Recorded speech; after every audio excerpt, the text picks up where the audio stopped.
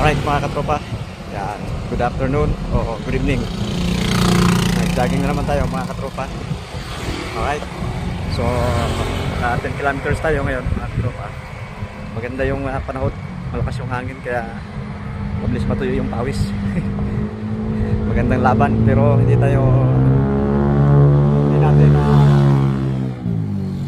mabagal lang yung takbo natin mga katropa. Recovery run pero 10 kilometers baliktad.